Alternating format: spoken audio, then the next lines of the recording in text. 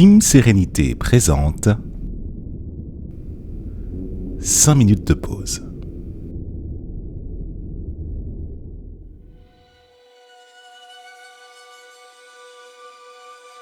Installe-toi confortablement sur une chaise, un coussin de méditation. Prends place pour ce deuxième épisode de 5 minutes de pause consacré à la question de comment ne plus être dépendant affectif. Inspire profondément par le nez en gonflant le ventre et expire lentement par la bouche en le dégonflant. Lors du dernier épisode, je t'ai précisé à quel point il était important que tu repères quelle catégorie relationnelle était concernée par ce qui constituait l'objet de ta dépendance à autrui.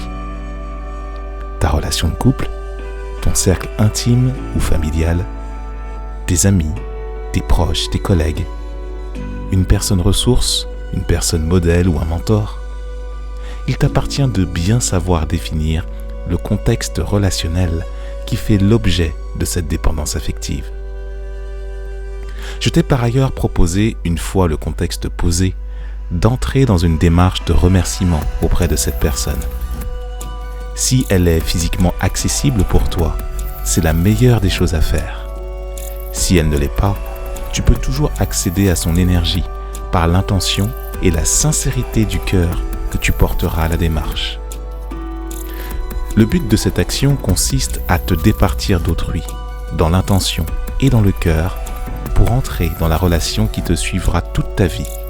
Que tu le veuilles ou non, que tu en sois conscient ou non, c'est celle que tu entretiens avec toi-même.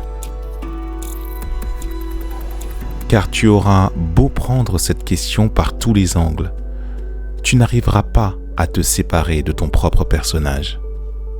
Même si tu ne joues pas le même rôle et que les contextes peuvent évoluer sur ton parcours de vie à la fin de la journée, c'est toi-même que tu regardes dans la glace. Cette manifestation de ton corps physique dans la forme et la vitalité que tu lui auras accordée. La personne faisant l'objet de ta dépendance n'y est absolument pour rien. Son parcours continuera en dépit de toute l'intensité émotionnelle que tu peux éprouver au moment où son souvenir t'est évoqué. Entre donc dans une démarche profonde avec toi-même, dès maintenant. Commence à te traiter en premier et à te respecter comme si tu étais un invité de marque à une soirée de prestige, un gala ou un événement où tu fais partie des convives. Ton corps physique devient un sanctuaire sacré et tes pensées s'allègent à l'idée de faire un point de situation régulier sur ton état psychique, émotionnel et spirituel. Car c'est en entrant dans cette démarche que tu pourras aider ton prochain et donc te départir davantage de ta dépendance à l'autre de manière significative. Alors, il va arriver un moment où tu vas sentir que quelque chose se bloque, que tu boucles sur les mêmes schémas de pensée en dépit de tout ce que tu entreprends.